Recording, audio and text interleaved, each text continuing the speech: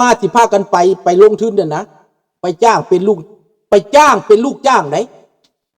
ไปเมืองไทยต้องมีเงินแสนไหนไปจ้างเป็นลูกจ้างเก็บผักเก็บมีเก็บหมากไม้หมากตอกเฮ็ดคนสวนไปจ้างมันบ่แม่นว่าคือว่าอันนั้นน่ะมาอเมริกาเขาให้จ้างมาอเมริกาถ้าเจ้ามาอยู่แต่ก่อนนะสมัยก่อนเจ้ามาอยู่เจ้าหาเงินก้อนโตเจ้าก็ไม่ได้จ้างไผได้เงินแล้วก็มือโอเครวยอันนั้นนะแต่เจ้าไปเมืองไทยนี่เจ้าได้จ้างหนังสือมันถูกต้องไหนจ้างเฮ็ดบัตรแรงงานไหน50,000 2พ่อเมีย50,000คันก้องโตอาจจะหลายกว่านั้นก็จ้างบางครั้งถึงนายหน้าเอาหลัดเอาเปรียบบ่ได้เงินซ้ำ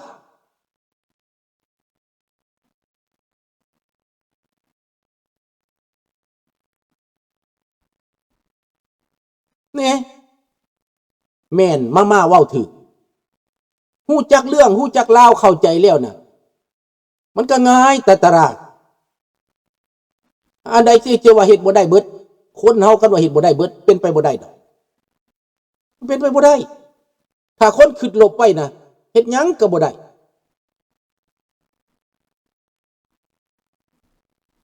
เอ้าเจ้าว่าโดนขู่เขาก็กลัวแล้วมันเขาไปฆ่ายาเสพติดเขาบ่เห็นกลัวแหละมันเขาไปขี้หลักเขาบ่เห็นกลัวแหละติดคุกแบบบ่มีราคาน่ะถ้าเบิดประเทศนะเบิดประเทศลุกขึ้นเว้านะถามว่ารัฐบาลลาวกล้าจับคนเบิดประเทศเข้าคุกบ่ถามแหน่หน้าตารัฐบาลลาวสิไปไว้ไสตาตารา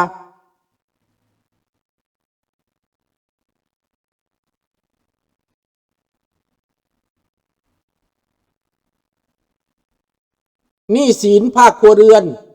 มันก็เยอะเห็นใจเขาเลยไม่อยากมีเรื่องไงเอาแบบนั้นแหละอยู่แบบนั้นแหละถ้าคนคิดนะมันจะต่างเลยถ้าคิดทางบวกมันจะต่างหันมันจะเปลี่ยนวิสัยทัศน์ทันทีถ้าคนคิดแบบนั้นแล้วก็ก้มอยู่นั่นแหละเห็นแต่ทางตันนั่นแหละมืดอยู่นั่นแหละแต่ทางออกบ่ได้อึดได้อยากทางออกนะแต่บ่ยอมคิดแต่ทางตันก็โอเคบ่เป็นหยังเลือกคิดได้มันสิทธิเสรีภาพของท่านแต่ถ้าคิดทางบวกมีเยอะทางไปไม่ได้มีทางเดียวนะไปทางโน้นโค้งกลับมาก็ได้ไปทางนี้กลับมาก็ได้ไปทางลัดก็ได้ทางไหนที่มันปลอดภัยก็ไปสิมนุษย์นะเราจะโง่ไปทำไมมนุษย์ทุกคนก็มีหัวคิดแม่นบ่ล่ะถ้าคนลาวคิดให้ดีนะพี่น้องคนไทยก็เหมือนกันใกล้จะถึงเส้นทางแล้วก็ยังบ่เอาก็มีใกล้จะได้แล้วก็ยังบ่เอาก็มียังกลับขึ้นไปมองเดิมยังขึ้นไปมองเดิมพี่น้องคนไทยก็ได้เขามาโฆษณาส่วนเสือก็เสือไปแล้วไปบ่ฮอดจักเทือเดี๋ยวนี้ก็สิกลับขึ้นไปมองเดิมคือเก่าวงจรวัฏจักรนั้นกลับไปวนมาคือเก่า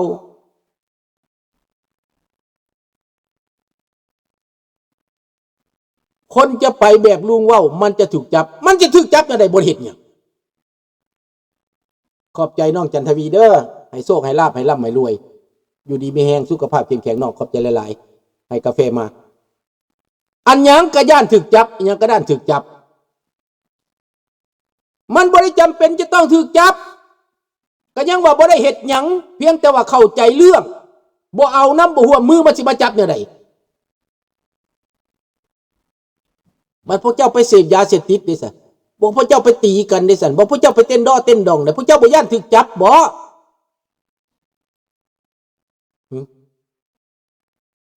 ให้มันจับโลดหนาคุกมันที่ขังไว้ใส่เอาไปประกาศเบิดประเทศลาวคนเบิดลาวมันจับไอ้บักทองรุ่นมาจับมึงมีเข่าเลี้ยงบ่จับไปมันบ่ตายดอกมันจับไปแต่บักทองรุ่นสิอยู่ได้บ่ล่ะมันจับไปแบบนั้น เบิดคนในประเทศนั่นบ่ให้มันจับเบิดต้องล้นกูบ่อยากเฮ็ดนากูบ่อยากเฮ็ดเวียกแล้วมึงมาจับเอานี่ประกาศมันมาจับโลดคันมางูปานนั่นก็ได้ก็ยังว่าบ่ได้เฮ็ดหยังคันบ่ได้เฮ็ดหยังมันสิจับจังได๋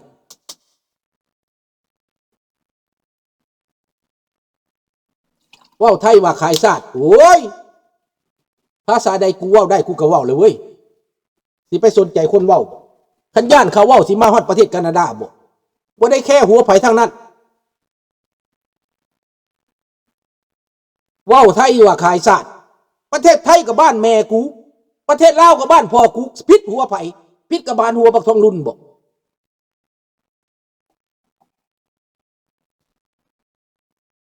ประเทศแคนาดาก็เป็นประเทศเลี้ยงเป็นประเทศที่เขามีคุณงามความดีข้าพเจ้ามี3ประเทศพุ่นเห็นบ่ล่ะบ่แม่นเว้าภาษาหยังก็ว่าขายชาติอันนั้นเป็นคนหาเรื่องใส่กันคนเว้าใส่กันอันนั้นคันท่านมันเว้าภาษาแก้วดิซั่นมันบ่ขายชาติบ่มันเว้าภาษาแก้วมันขายชาติบ่ซั่นพวกสันดานหมา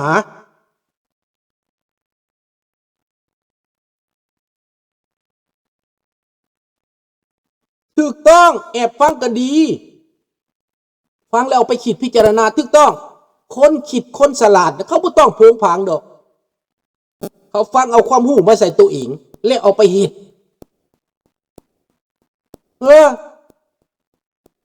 ใส่สติปัญญาบัดเว้าเก๊กได้ซั่นบ่ขายชาติบ่มันคนแนวเว้า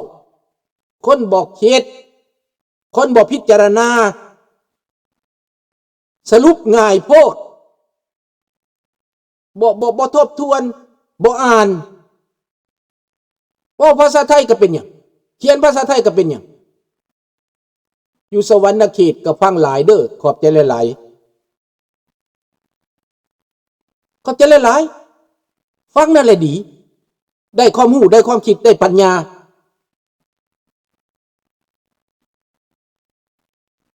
เห็นบ่ล่ะพวกเว้าแบบนั้นน่ะพวกบ่มีสมองพวกกบอยู่ในน้ำสาพวกกบอยู่ในกะลามันบ่รู้จักความจริงผู้เขาไปเหยียบโลกกว้างนี่ภาษาหยังก็ได้ผู้ใดได้ฝรั่งเศสอังกฤษแห่งดีผู้ใดได้ภาษาลาวภาษาไทยภาษาจีนได้ดีเบิดมันเป็นการสื่อสารมันเป็น communication มันเป็นความสะดวกลุงอยากเว้าได้ทุกภาษาอยากเป็น AI พูดแล้วอยากเว้าได้ทุกภาษาพูดแล้วแต่ว่าเฮามันเฒ่าแล้วเดี๋ยวนี้ภาษาก็ลืมไปแล้วเว้าขี้ข้านเว้าเด้อฝรั่งลุงก็เกลียดจังน่ะขี้ข้านเว้าแล้วเดี๋ยวนี้นะสิเรียนภาษาอังกฤษเพิ่มก็ขี้ข้านแล้วมันเฒ่าแล้วแต่ว่ายังมาพาลูกพาหลานเว้านี่คันมันตอนยังหนุ่มห้วยมันปวดได้เนาะเรียนภาษานี่นะให้คิดเบิ่งเว้าภาษาไทยพูดภาษาไทยได้ไปประเทศไทยเขาก็เรียกเป็นเพื่อนลุงไปเมืองไทยพูดภาษาไทยนำคนไทยเขาก็บอกว่าเขาก็เชิญกินข้าวโลดแล้วมาพี่มานั่นมันก็มีพวกหลายมีพวกเยอะเห็นบ่ล่ะได้ความสะดวกไปเมืองไทยก็ได้แต่เดี๋ยวไปพูดภาษาลาวเฮาก็บ่เข้าใจเด้อๆด่าๆเด้ไปเชียงใหม่ก็พูดเชียงใหม่ได้ไปภาคอีสานมันพูดได้ไปไสก็พูดภาษาบ้านนั่นมันดีมันบ่แม่นว่าสิมาขายชาติคือพวกเจ้าคือคนบางคนเว้าคนขายชาติแม่นไผแม่นบักทองรุ่นบักสอนไส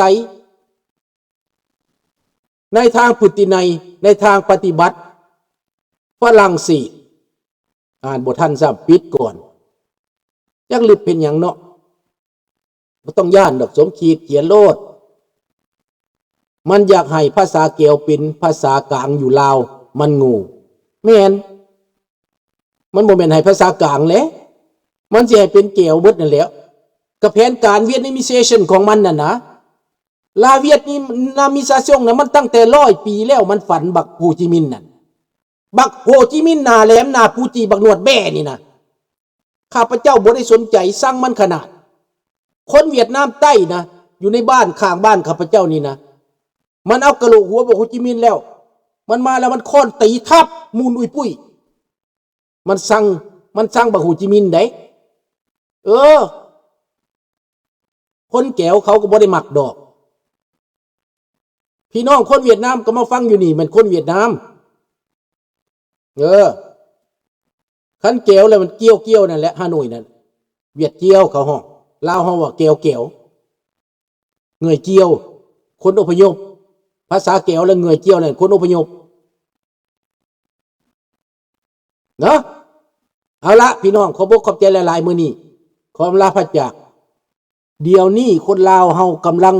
ถูกแก้วกลืนอย่าสิให้มันกลืนโดนไหลเด้อพวกเจ้าอย่าให้มันกลืนเด้อพวกเจ้าบ่ต้องเอาของมันบ่ต้องกินของมันบ่ต้องนิยมของมันบ่กินมันขายหยังก็บ่กินอันนั้นเริ่มต่อสู้เป็นตัวนั้นเด้อเดี๋ยวนี้แก้วมันเฮ็ดหยังพวกเจ้ามันทำลายพวกเจ้า1ของกินอาหารใดก็ตามมันเสพอกมูลมันใส่ยาพิษเข้ามาขายเหล้ากินให้มันตายแล้วมันสิเอาประชาชนมันมาแถมใส่มันสิส่งคนแก้วเข้ามาทีละน้อยยับเข้ามาอาหารการกินของทะเลมันใส่ยาฟอกมูลปลาหมึกแห้งปลาหมึกแซ่ที่พวกเจ้ามากินหอยแครงมันแส่ยาฟอกมูลเบิดพวกเจ้ากินไปพวกเจ้าตายไวคนลาวในประเทศตายไวย้อนอันนี้ย้อนอาหารการกินที่พวกเจ้าบ่เข้าใจนั่นแหละบ่ใส่ของมันบ่กินของมันด่ามันสั่งมันเกลียดมันบ่ซื้อนะมันลาวซื้อของลาวดีก่อนปลูกกินปลูกไส้เลี้ยงกินนี่คือการต่อสู้ชนิดหนึ่งอีกอันนี้เพิ่นว่ากันยังไงเพิ่นเฮอกันเวียดนามคนสวรรค์เขตเฮอกันลูกหลานเฮานี่แหละเฮ้ยลุงไปเที่ยวเวียดนามม่วนสบายเพิ่นว่าได้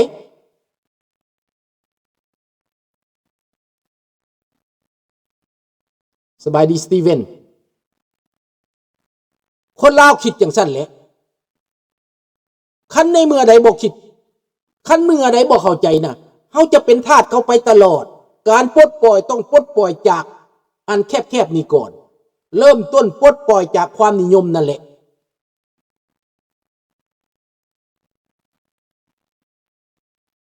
พวกเจ้ามาไงเซ็นเอาโลดเซ็นเอาพวกเจ้าเห็นยังก็บอกเป็นพวกเจ้าเซ็นเอาโลดมันมาเก็บเอามันเอา2 เท่ามันมาขายเจ้ามาแล้วมันร่ำมันรวยแก้วมันมาเบื้องต้นนะมันหลักหมูหลักหมาหลักแมวจะไปขายก่อน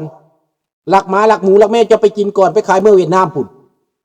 แล้วมันไม่ทึนโดนไปมันก็มาล่อขายเจ้าโดนไปมาซื้อเอาดินเจ้าโดนไปมาตั้งบ้านเจ้าอยู่บ้านลุงเดี๋ยวนี้ยังมีแก้วเป็นเจ้าแล้วเดี๋ยวนี้นะขายยาบ้าพร้อมขายยาบ้าให้เด็กน้อยกินก็เป็นแก้วนั่นแหละนี่เอาเด้ออำลาพาจากตัวนี้ถ้าบ่มีหัวใจกระสุดแล้วลุงได้เว้าเบิดแล้วได้ซอยเบิดแล้วได้ให้ความคิดความเห็นเบิดแล้วเบิดที่เฮ็ดเบิดที่ทำแล้ว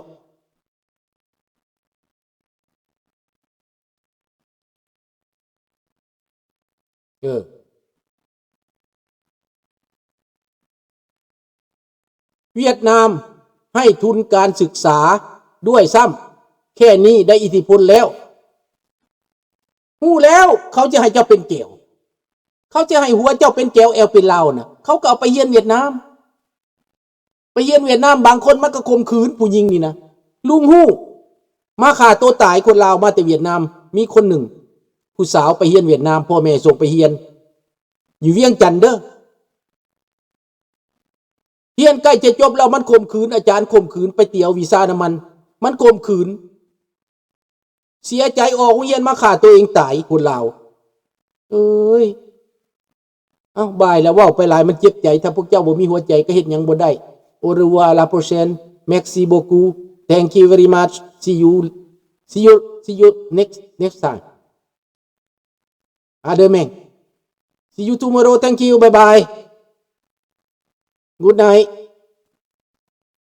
ราตรีสวัสดิ์